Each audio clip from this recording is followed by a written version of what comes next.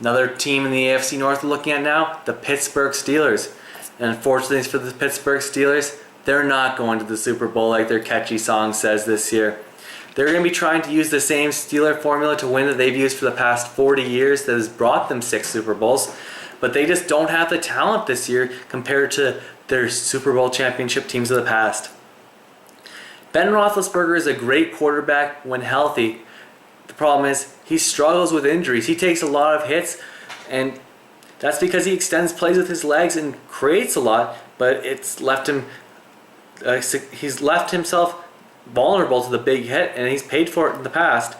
With a young offensive line that's underperformed at times, he's gonna need to get rid of that ball and get it to the receivers to save himself. We look now at the wide receivers. They're looking at replacing number 1 receiver Mike Wallace. The deep threat took his talents down to Miami and signed for $60 million with the Dolphins. That means that everyone's going to move up a slot. They're moving Antonio Brown to the number 1 receiver. It's not a stretch to think that he can take that role. It's going to be a bigger stretch to see if Emmanuel Sanders can be the new number 2 receiver. The former SMU Mustang has had a few health problems, but he's shown some flashes, so more playing time could be interesting to see what happens. But the real question is, who's number 3 receiver? Are they going to go up to Jericho Cotchery, or are they going to go with young man Marcus Wheaton? Cotchery doesn't have much left, so you have to think that Wheaton's going to be the option, and they're going to hope that they can get something out of him. At tight end, Heath Miller tore his ACL the last weeks of the season. There's going to be Matt Spaeth's responsibility to fill in for part of the season. We'll have to see if he starts the year on the PUP or not. Spaeth has been good at times, but he's not a starting caliber guy. There's a reason why he is a backup, and that's going to be seen for the first few weeks that he's not Heath Miller. He's not in that caliber. Now, the most interesting position battle in maybe all of camps is the Steelers' running back competition. You have incumbent Isaac Redman, former Georgia Tech Yellow Jacket Jonathan Dwyer, and this year's second-round pick, former Michigan State Spartan Le'Veon Bell. Personally, I like Bell to win the job. They're all big punishing backs, but I think Bell's got that speed and agility and moves to win the job and excel in the Steelers scheme. Everyone remembers the highlight reel hurdle he had the first week against Boise State, and that's exactly what the Steelers are going to expect from him in the run game, and they might see a hurdle or two this year. We move to the defense, where the Steelers are replacing longtime nose tackle Casey Hampton. Hampton was one of the best at his position for years with the Steelers, and it's going to be up to Steve McLendon or Amita Tamaldo, the former Washington Huskies nose tackle, whose name I cannot pronounce at all.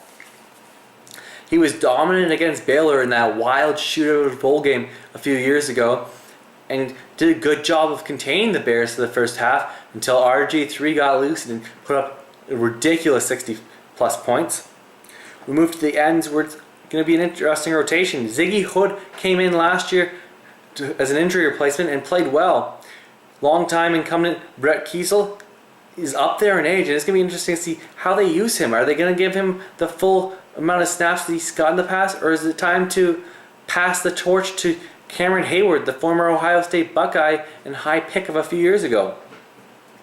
At linebacker, Lawrence Timmons is a machine. He continues to rack up the tackles and maybe makes up for Larry Foote's deficiencies. He's up there in age. It's kind of amazing he's still got a job, but they haven't looked to replace him. Maybe that time comes later in the season when Sam Spence has recovered after blowing out his knee last year. With the pass rushers, where Lamar Woodley has been one of the best since coming out of Michigan, but he's been on a decline. His sack totals have dropped, and it's going to be interesting to see if he's still a dominant force on the outside. Across from him, they're replacing former defensive player James Harrison with first-round pick Jarvis Jones out of Georgia. He was explosive, big, powerful, strong, everything you're looking for in a defensive player. He's aggressive, mean. He's going to get to the quarterback at times, but first he's got to win the job from former second-round pick Jason Worlds. I expect him to win the job easily by the end of camp and then go on to win Defensive Rookie of the Year. He's that talented. He should have been drafted a lot higher. He's an explosive player.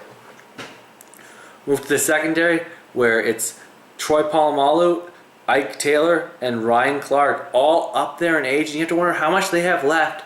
Troy Polamalu's had a lot of trouble staying healthy lately, so can he get another 16-game season out of there? I doubt it. He seems to be on a steep decline.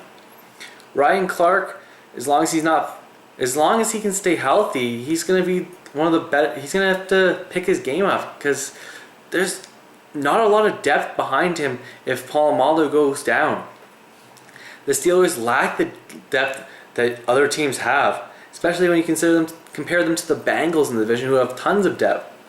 Look at the corners, and Ike Taylor again is up there in age. It's a theme of this secondary, and they don't have a lot of depth behind him either. It's going to be next man up. They have a lot of They're be playing backup caliber players as starters, and it's not going to end well. They're going to have to hope that their pass rush can get to the quarterback and hide some of the weak points in the secondary.